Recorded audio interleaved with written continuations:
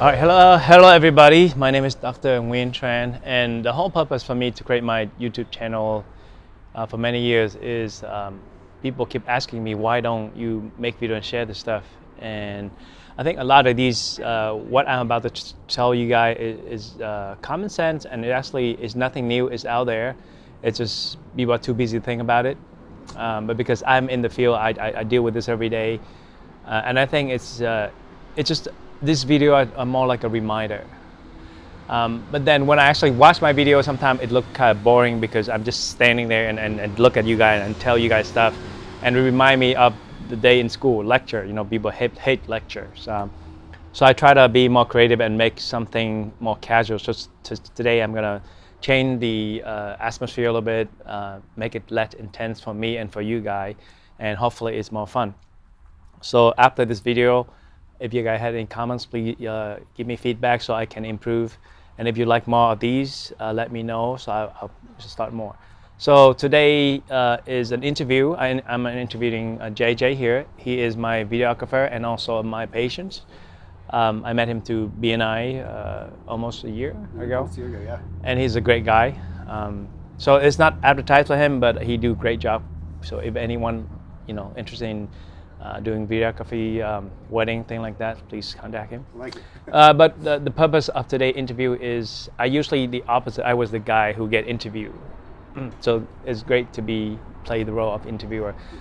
So JJ, first of all, thank you for coming here. Yeah. And Thanks for having me.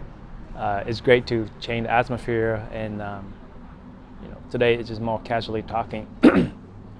So you've been come to my office for a while now, and we talk a lot, and some of this information are actually I think it's quite interesting as well as beneficial to everyone.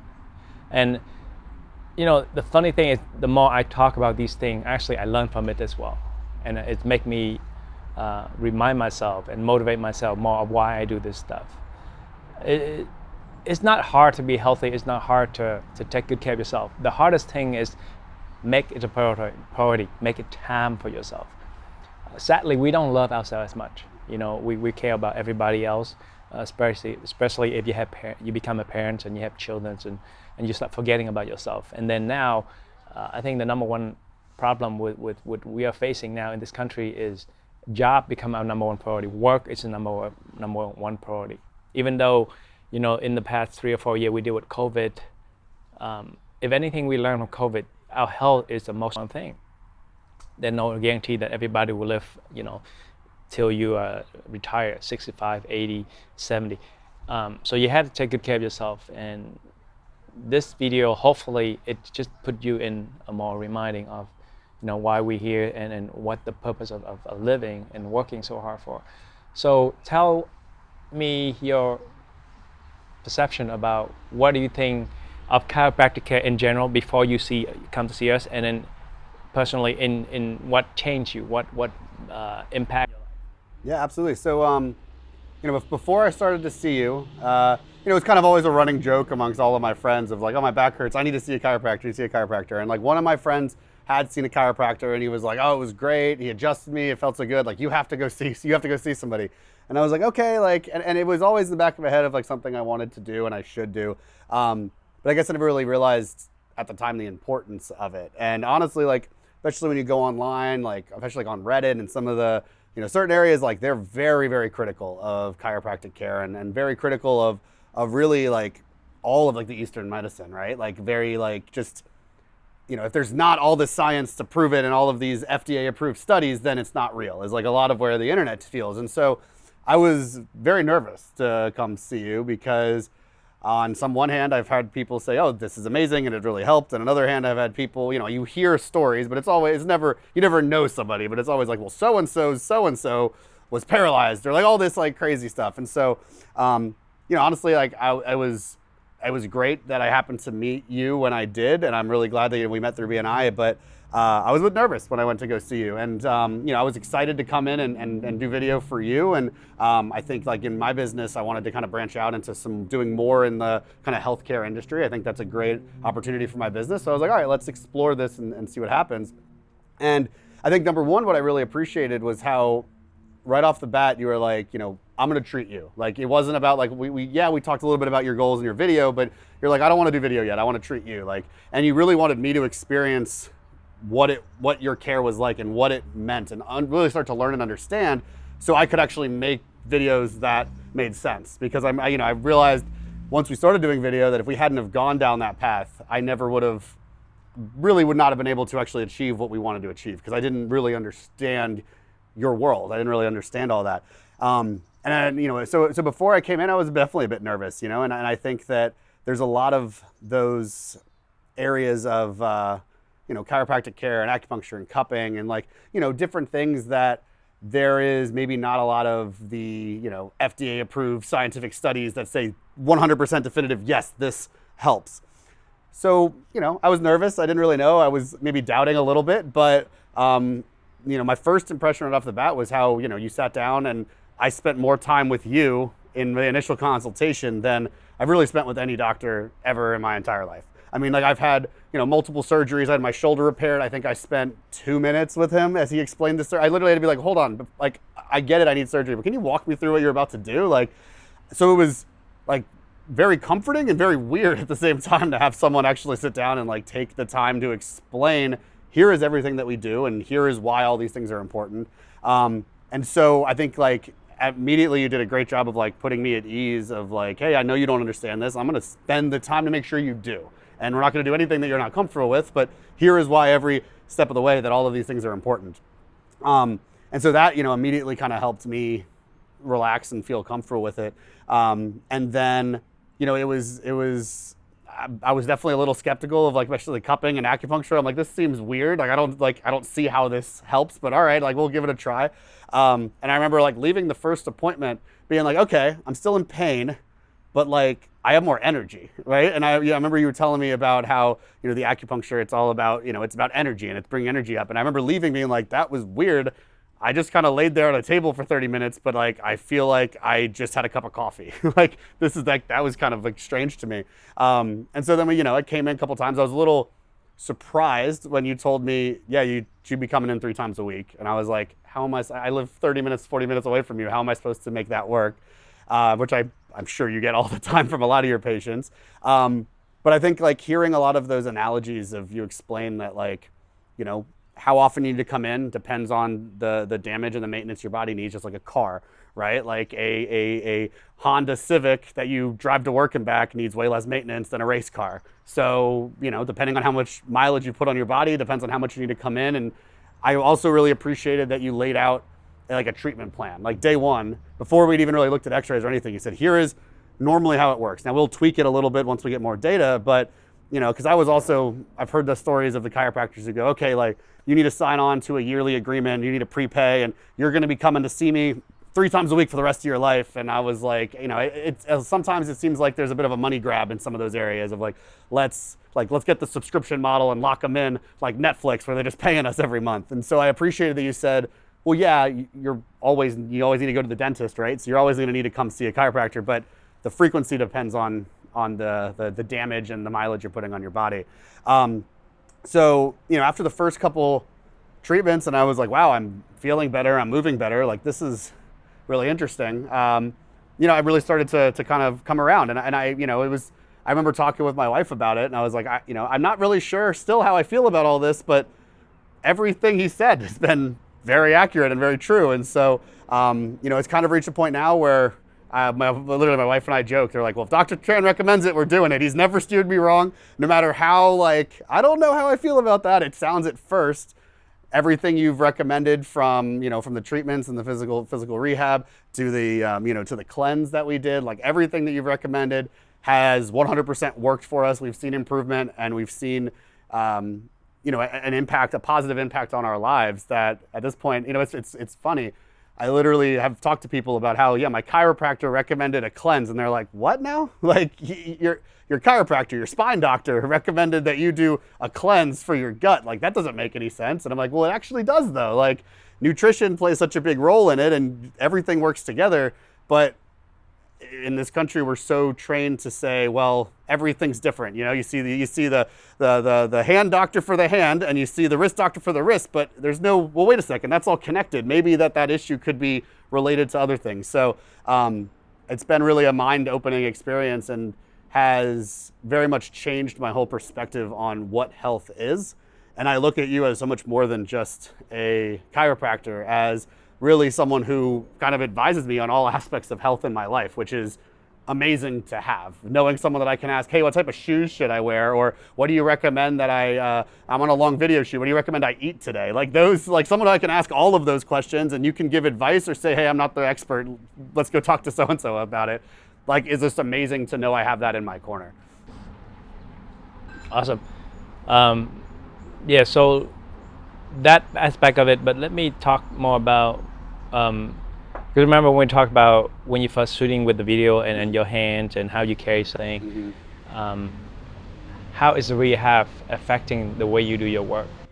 Yeah, you know, that's been an ever evolving journey here. As I look back through my life and I go, okay, well, I have back pain or neck pain due to, in my head at first, before I started seeing you, a couple major incidents, right? Oh, I did this, I did that. Like, that's where that came from. And you've made me realize, well, no, actually, yes, that it has a factor, but the repetitive low trauma that, you know, the micro traumas, as you call it, that's happening every day have a big impact. And so as a videographer, I'm carrying a heavy camera equipment, and it's definitely not the heaviest rig that I've seen out there. So I didn't think, oh, this is that big of a deal. I've seen people with much bigger and heavier camera rigs doing much more than me. And I go, oh, well, what I'm doing isn't that big of a deal. But the red flag should have been, hey, I'm filming these weddings and my back hurts and my arms hurt and my shoulders hurt. Like, that should have been a flag that that's not supposed to happen.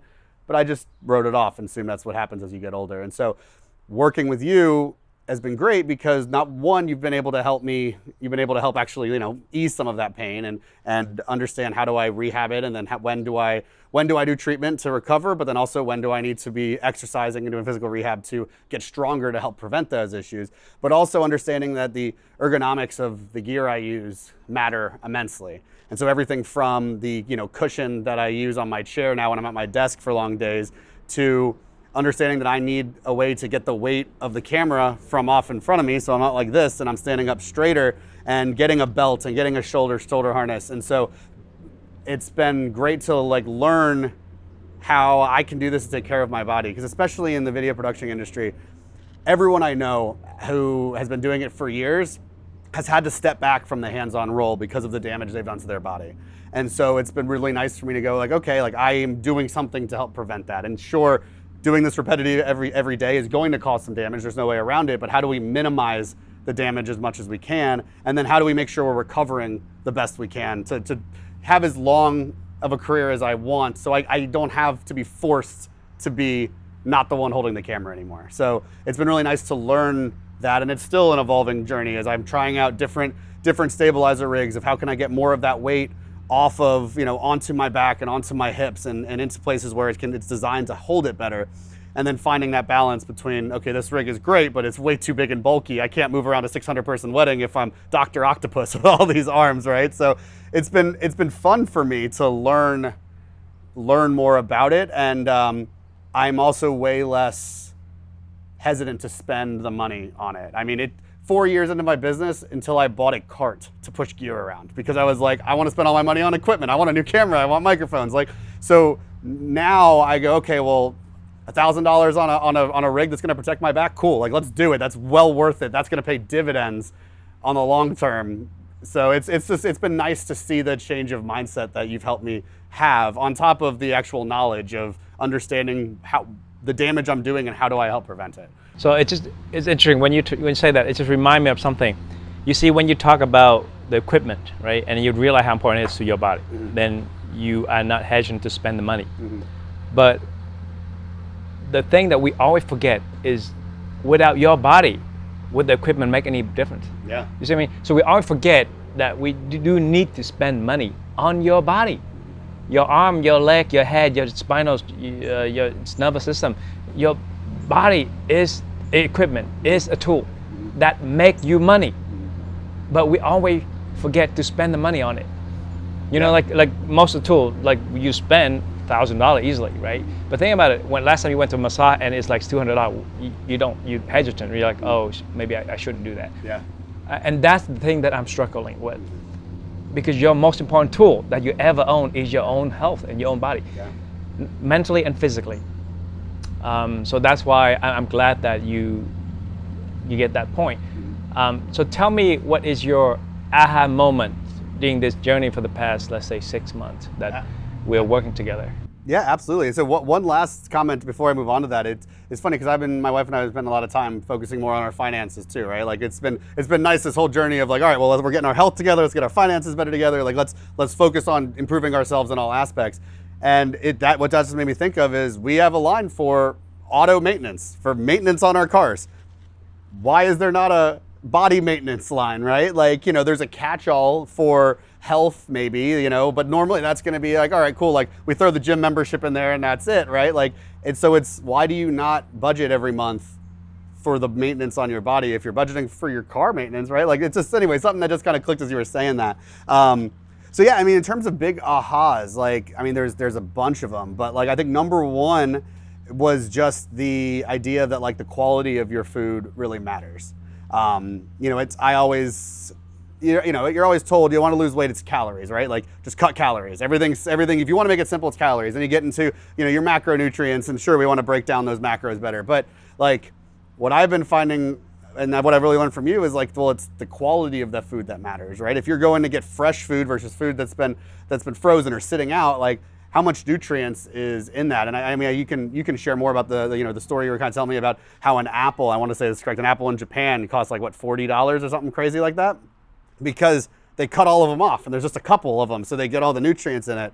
And it's really interesting to me. Even now, like I just got back from a trip to Mexico and definitely was not eating the healthiest. I was on vacation, but I found that getting back and not eating healthy, I feel worse than I did in Mexico, because I think that the food there is it's less processed, and even though it's, yeah, sure, there was still some fried shrimp in those tacos, like I felt overall pretty okay eating that, because I think there was still more nutrients in it. While when as soon as I got back and I was rushing around, I just didn't eat healthy for the first couple of days, I immediately felt nowhere near as good. So I think that especially in this country, there's not a focus on the quality of food.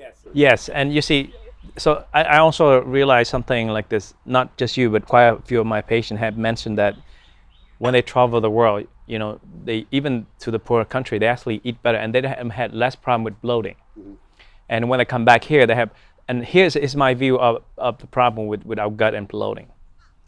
Think about it, most of it had to do with the preservative, right? Mm-hmm. What is preservative? Preserve the food so they don't go bad, which means your stomach can break down. Mm-hmm. So if your stomach try to break down some food that's supposed to give you energy in 3 or 4 hours, but they are protected by preservative, what happened? You get bloated because your body tried to break it down and it's just not working. Yeah. So they stay in your stomach, so you're not getting the nutrient you need, so you're starving, right? Even though you already have food, and that's the danger that people don't see with preservative. Yep. It's not just about the calorie, and the other thing we need to emphasize more on the quality of food is if you have good nutrient, you don't need a lot. Just like if you get a good job, you make a lot of money, you don't have to spend 10-hour day, 12-hour day working, right? You work 4 hours, you make like people spend 10 hours working. Yeah. The body's the same thing.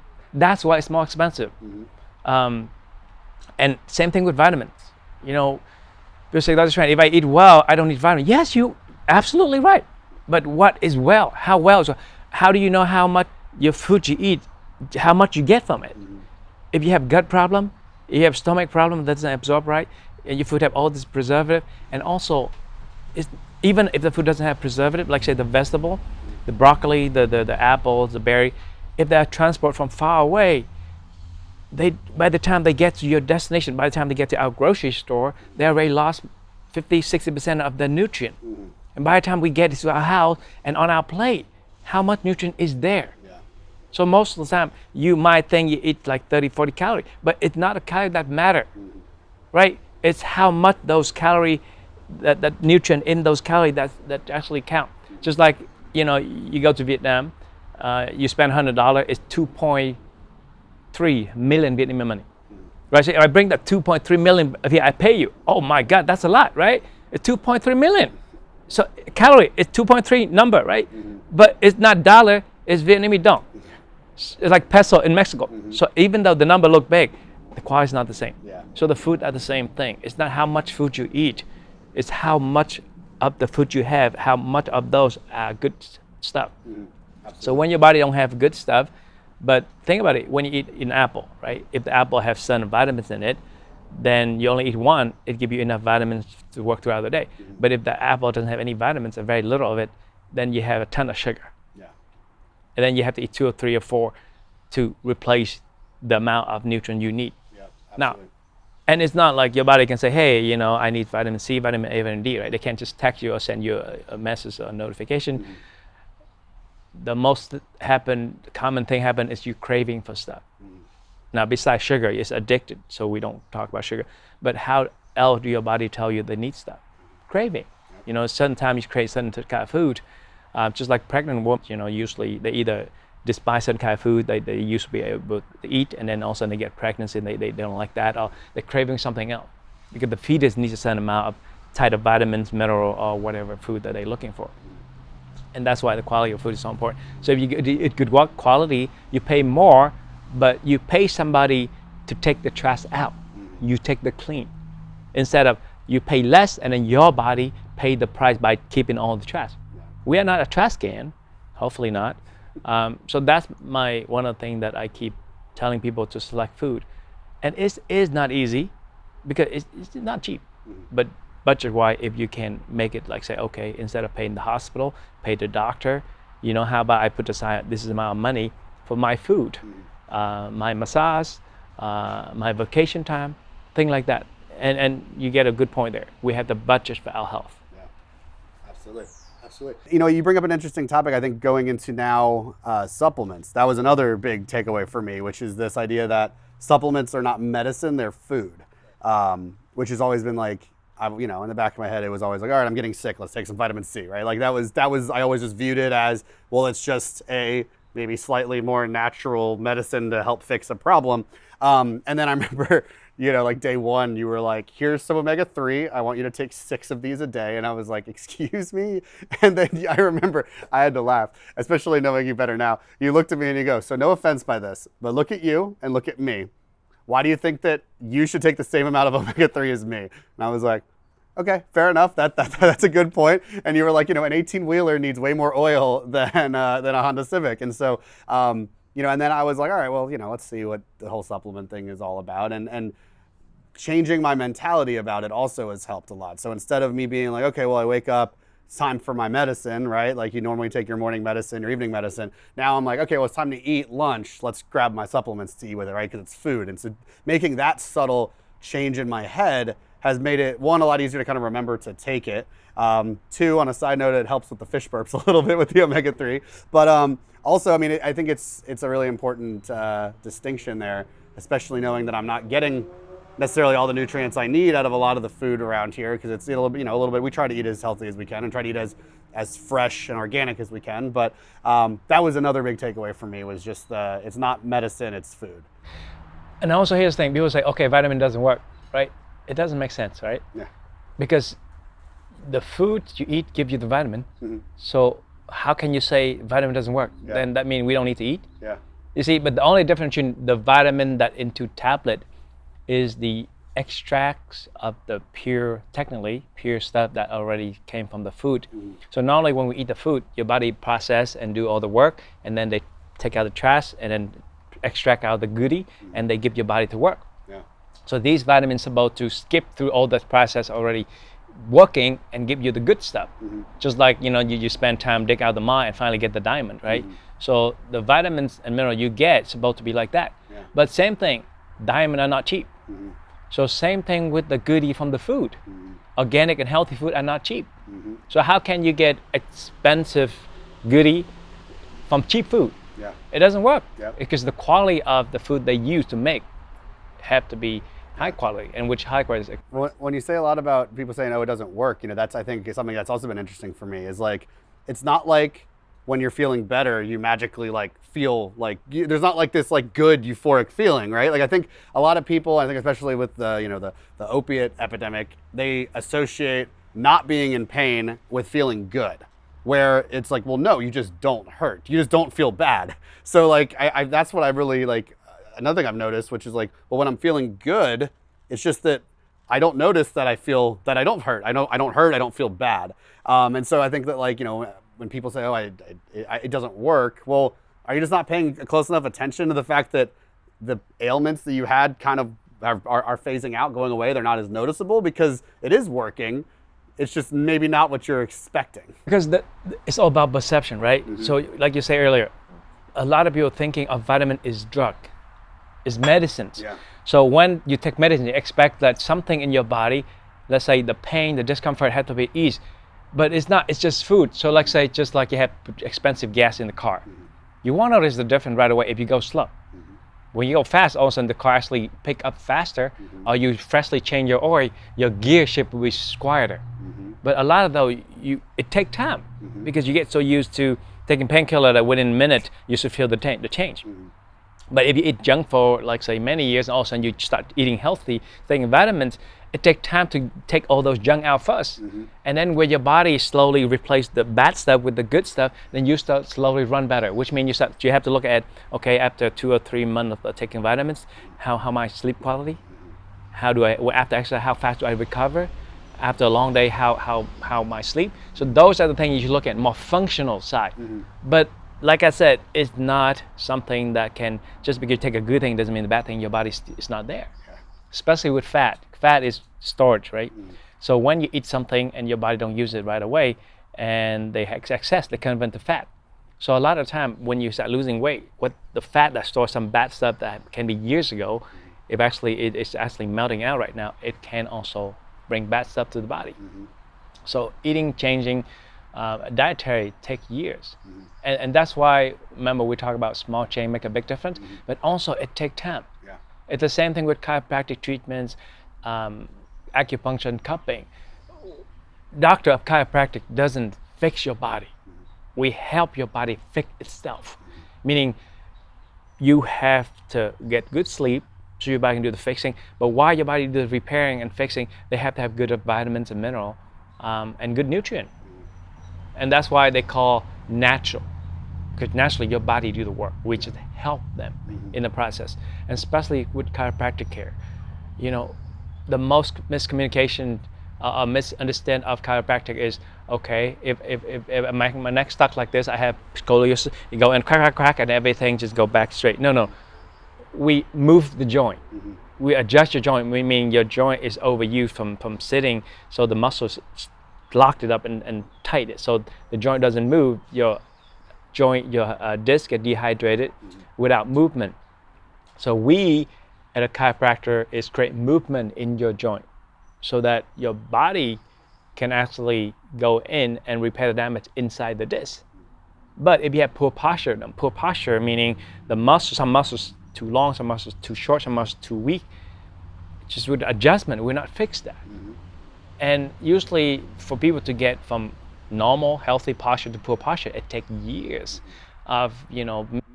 Yeah.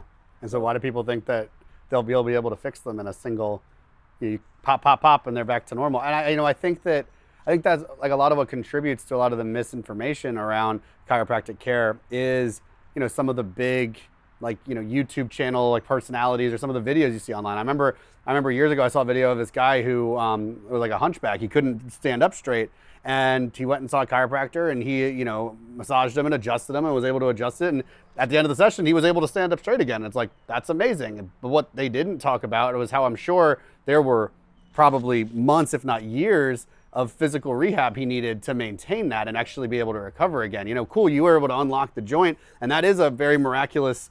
The fact that he was able to even stand up at the time is a quick, miraculous cure, which is even that very rare in itself, I'd imagine.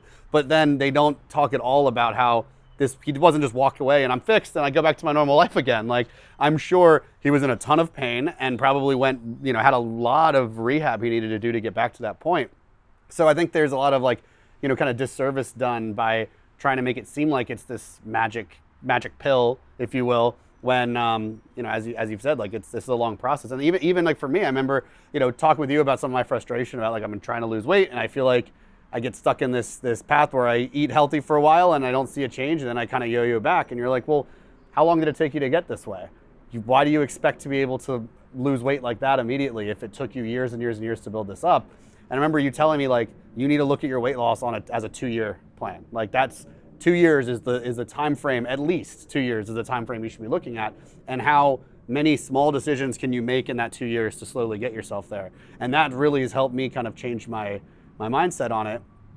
And again, that kind of keeps going back to the nutrition thing, but I think it's the same way here with the chiropractic care, is like, you need to look at your journey of recovery or getting yourself back to where you want to be on a long timeline, and understand that there are ups and downs in that timeline. There are going to be days where you feel worse, and that was something that I also found, was sometimes you'd correct me, or I do acupuncture, and the next day I'd be like, I feel worse than I felt the other day. Like, but it's because as you start unlocking things and things start releasing and relaxing and nutrients gets in there, it's got to start repairing. And sometimes the body finds things and goes, oh, I forgot about this. We're gonna start repairing it, and you go, oh, that hurts now, because it just kind of got awoken again. So I think the society as a whole is so looking at, I want a quick fix for everything in life. Like, I want the easy button to make money. I want the easy button for my health, and none of those things exist. And so understanding that this is part of that longer term journey, and making those small changes over time, and seeing someone like you who can help you keep getting yourself into the right place where you need to be enough times as it slowly lets you recover, is incredibly important. So that's been another big takeaway for me, is just you need to look at things on a much longer timeline and understand that the small choices you make will add up, but it is going to take time. You can't expect an overnight fix. And brought me to the point where we talk a lot about lifestyle changing, right? But that's what I mean, lifestyle changing. A lot of people don't really think about how long it takes to change lifestyle, meaning change a lot of bad habit, not just a little few bad. You're talking about nutritional, meaning, decision. For many years, we sometimes we have the wrong idea of healthy eating, right? So to change that is not something you can do overnight. And then let's say most of us have job, career, so you sit there, 8-10 hour working. That also lifestyle. Yeah. So that had to be changed. And then, but the sad thing is, if you have 8-10 hour days sitting there thinking about weight loss, you can lose weight in 3 or 4 weeks. But you don't. You have a full-time job, you have family to take care of, and then you have to lose weight. Yeah. It's so much thing that going on. So that's why some people, they actually cause themselves to get a lot more stress when they're thinking about losing weight. That's why they can't lose weight. Yeah. Because anytime you're in stress, you're actually burning sugar instead of burning fat.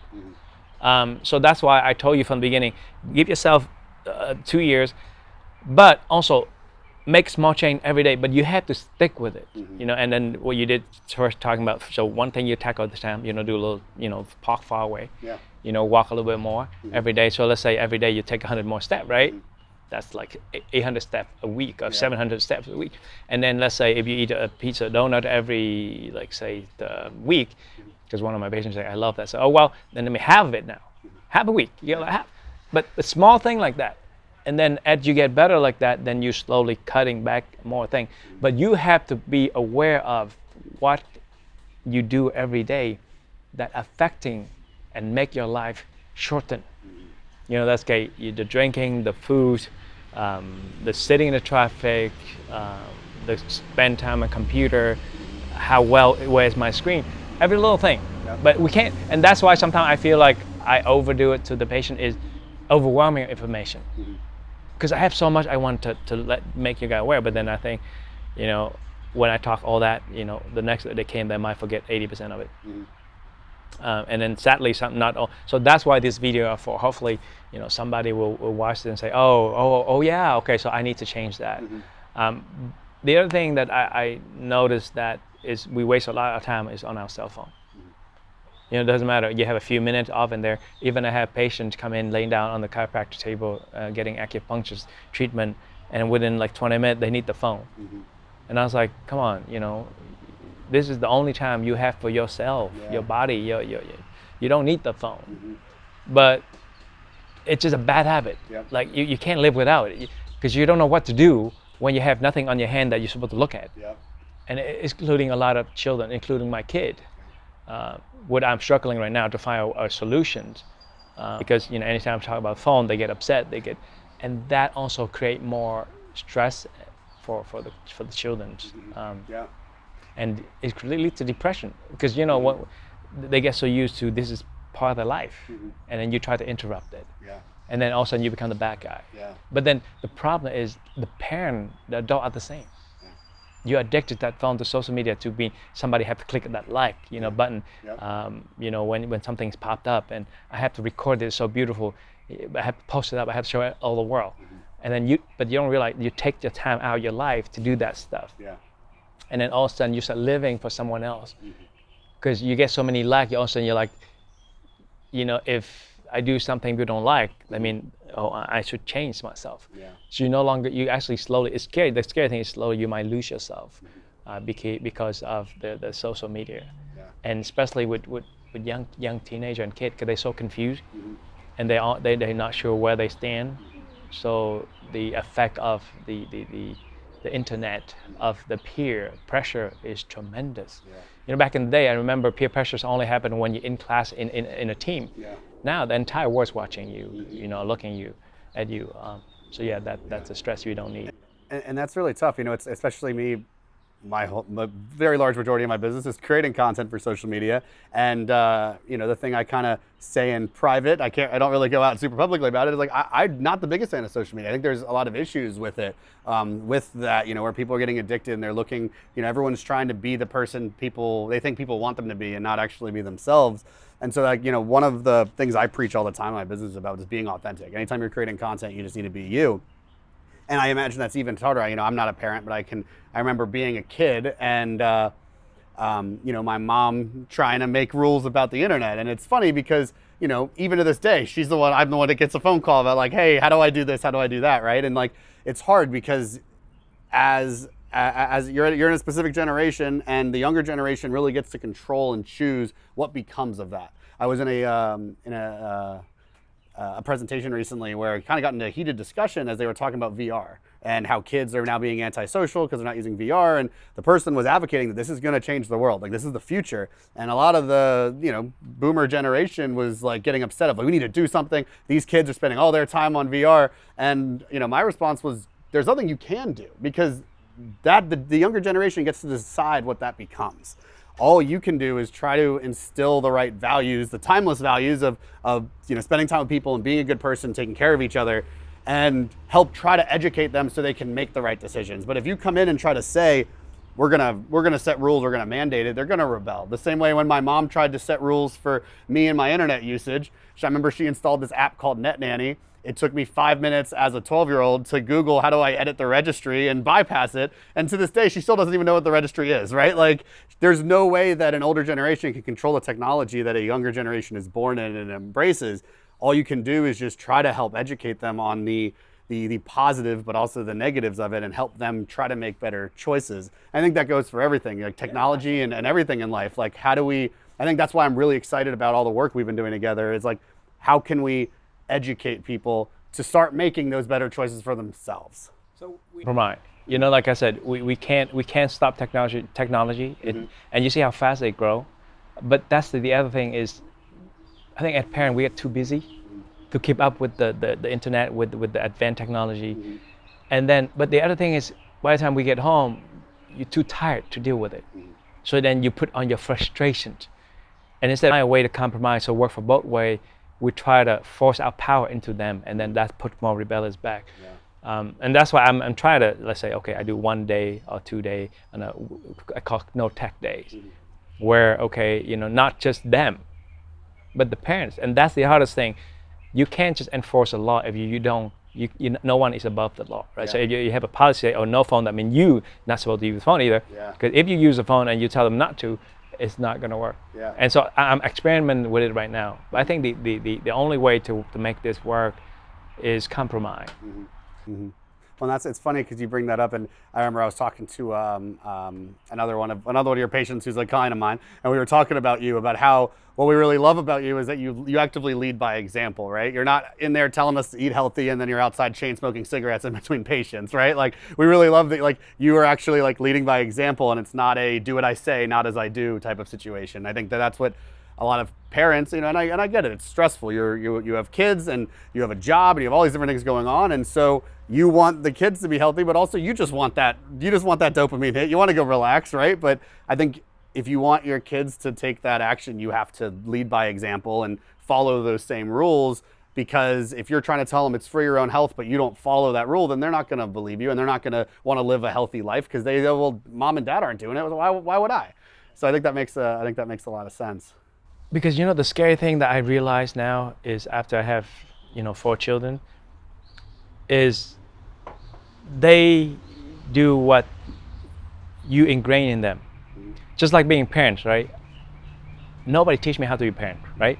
I can observe my parent and then follow them. So same thing with kids. So whatever you do at home, either the way you eat, the way you dress, the way you cook, the way you interact with other people, they learn from you. They absorb it. They're like a sponge. You might be scary because it's just actually it's scarier when I see my kid when they're 2 or 3 year old, when they tell things that I was like, oh my God, they learned that. Where did they learn that from? I didn't teach them that. So they absorb it from somewhere. I think that's where the internet gets scary because you have no idea what they're absorbing. And that's when I actually like, if I want them to be a better life, I have to lead by example. So that's in a way motivate me to be who I am today. And that's why I'm grateful for what I did to become a chiropractor, a doctor, and helping patients. Because every patient come in, I learn from them. And I see what to do and what not to do. And it's hard, it's not easy. And if it's easy, everybody can do it. But it's achievable. But you have to make it priority, right? Your children, you only have like 12, 15 years with them. That's about it. After that, they grow up, they on their own. You don't see them anymore. So it's a struggle to have the line between, how much should I forcefully, restrict them on certain things. But also, you don't want to be a bad guy, right? But remember, they have a lot of friends. They need guidance, so you have to be the guidance, and sometimes you have to be the bad guy. But then after a certain age, then I have to compromise, and I have to step back and say, but and that's the thing. But you need to have time, and that's one thing we don't have, because product is all changing. Work becomes so much stress that because I think it's a lot to do with so much expense that we have here in this country. That we get scared if we don't get a job. How we'll pay for insurance, how we'll pay for our car. So all this materialistic thing take priority over, family relationship, over family value, over how much time to spend with the kid. Because see, if you work every day, 10-hour day, right, and then once or twice a year you take them out for a week and you expect to bond, it's not gonna work. And then same thing when we're talking about health again, go back to the spine. If you abuse yourself for the first 20 years of your life, and when you're 40, 50, you come to see me and say, Dr. Tran, fix my spine. It doesn't work like that. Because I have patients tell me all the time, especially some of my Asian patients, like me, they came here as a refugee, so they work really hard, they have 2 or 3 jobs. And she's like, oh, Tran, I used to work like 3 jobs, but now I can't even work 1 job. I was like, that's the problem. The first 20 years of your life, you worked like 3 times everyone else. So now you run out your mileage. You worked 60 years worth of work in 20 years. So Yeah. Of course you can't work anymore. Exactly. But she's in her head. She don't realize that she did all the damage to her body.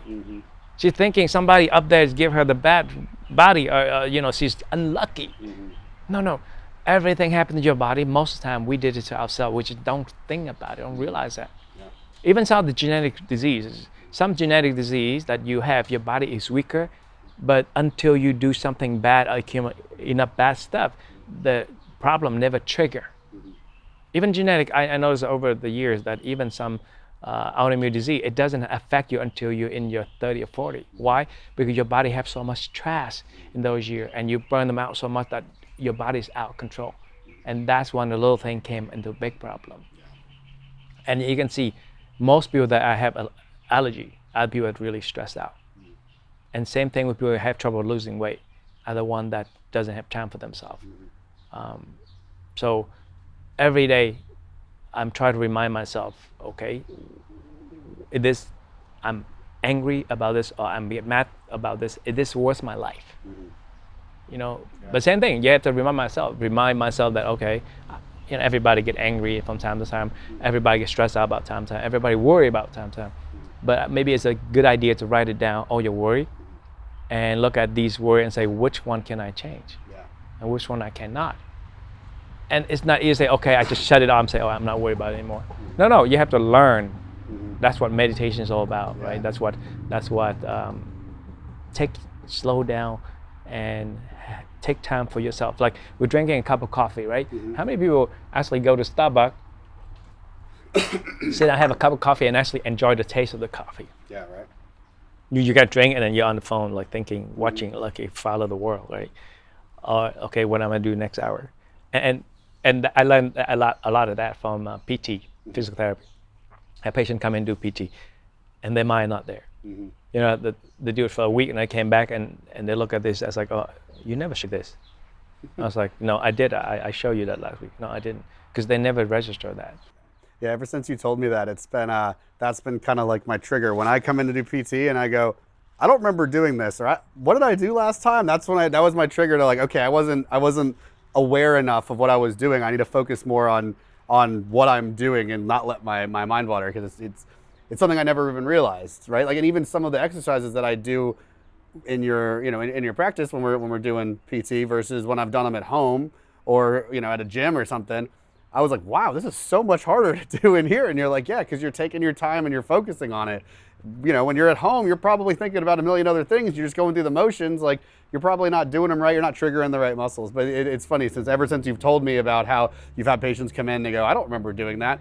Anytime I'm a little fuzzy on like, did we do this or when was the last time? That's like, nope, you didn't pay enough attention last time. Refocus yourself on your body today when you're working.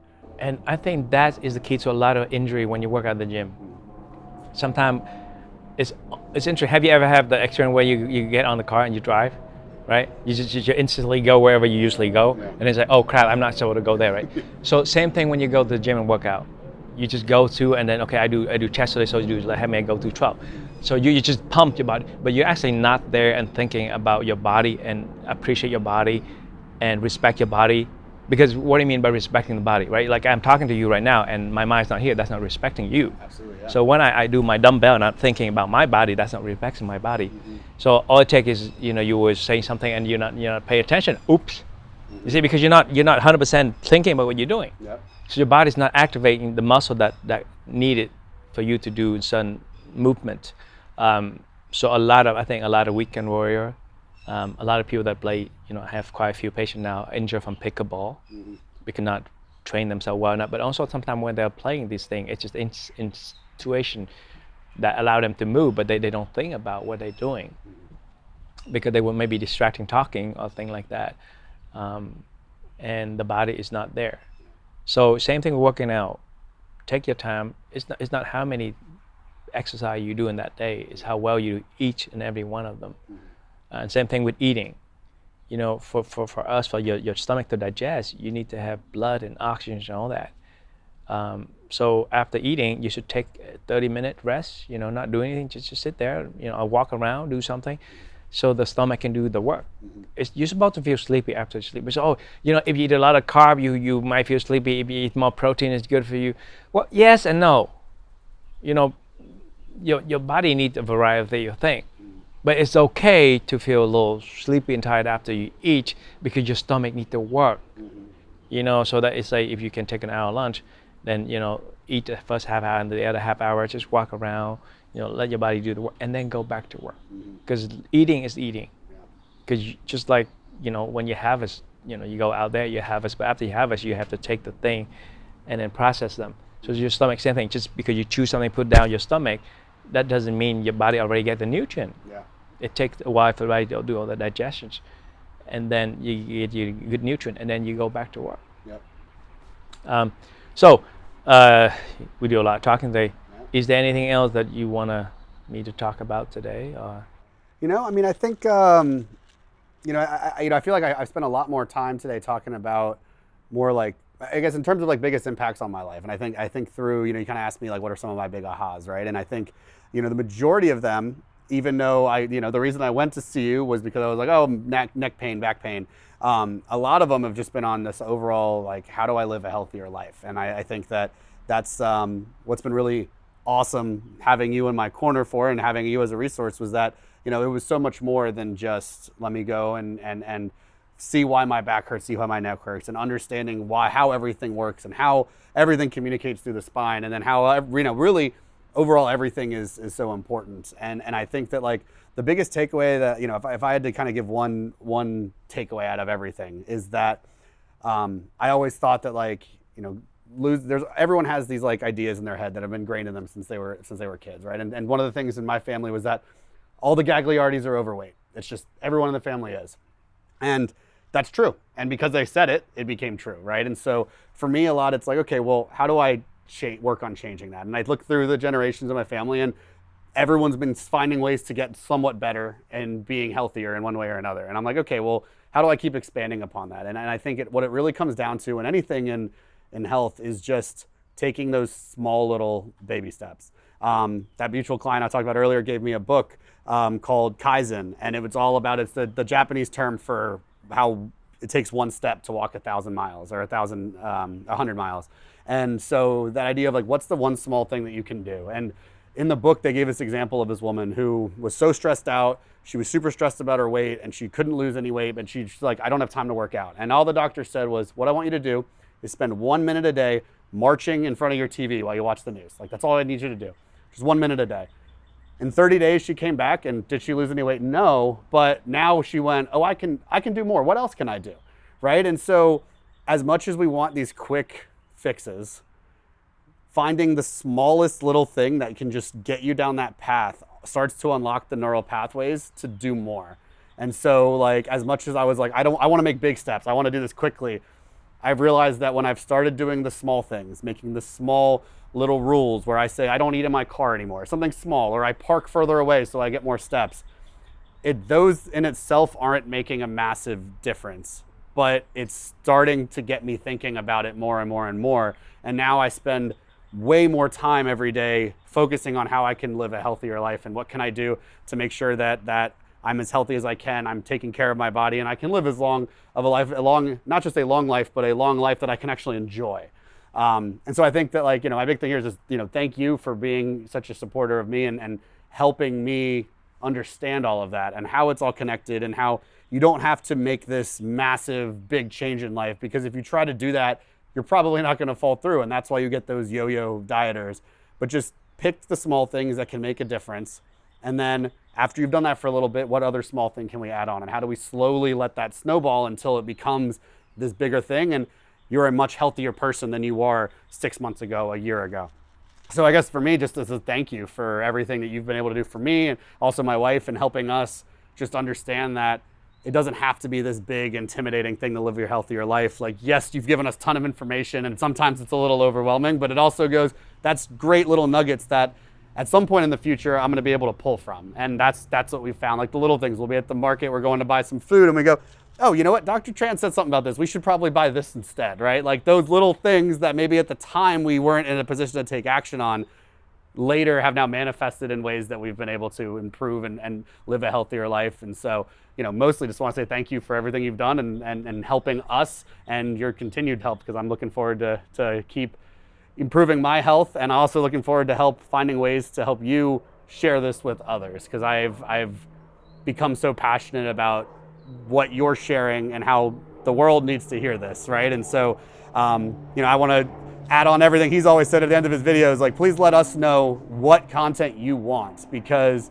we want to help educate others. Let us know what questions you have. How can we make these videos, this content, more helpful for you? Because at the end of the day, this man truly only cares about helping other people, and it's been incredible to be around him for the last year. And anyway, whatever questions or anything he can do to help, like, please let us know, because together we want to help educate others and make the world a healthier place. So thank you so much for all that information, and also you share your short story. I know it's not that easy because, sadly, sometimes this is more personal information.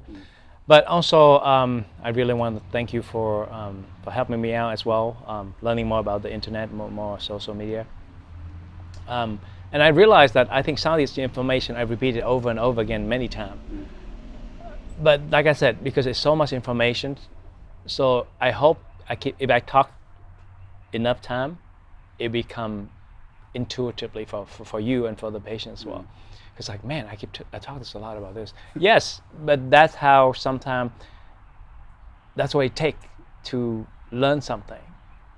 And you might not need it now, like he said earlier, but who knows, you know, like one of these days when you will go grocery shopping, something I said might pop out, hey, maybe I should pick that.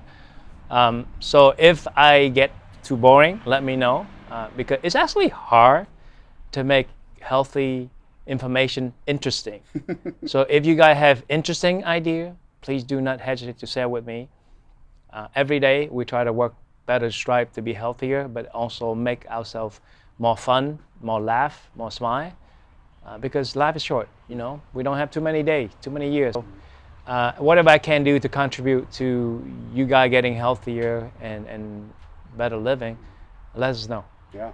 And I think, you know, and a big takeaway, just to add to wrap it up there, is that you have made, for us at least, living healthier more fun, right? Like all these diets where you have to eat these so restrictive, and it's not fun, it's miserable, right? But like, you have shown us how it can be fun to actually live healthier, and how you can feel good and enjoy it and laugh about it. My wife and I make fun of each other all the time, because one of us will be on our phones like this, and they'll be like, Dr. Tran will be so disappointed in you if he saw you right now. So like, just have fun with it. That's what he's always done, and that's what he's been helping me do. So just have fun with your health. It doesn't have to be something that's making you miserable or boring. I agree. So yeah, because you know the world can be scary, because there's so much information out there, and after a while, you know, like, what am I going to eat now?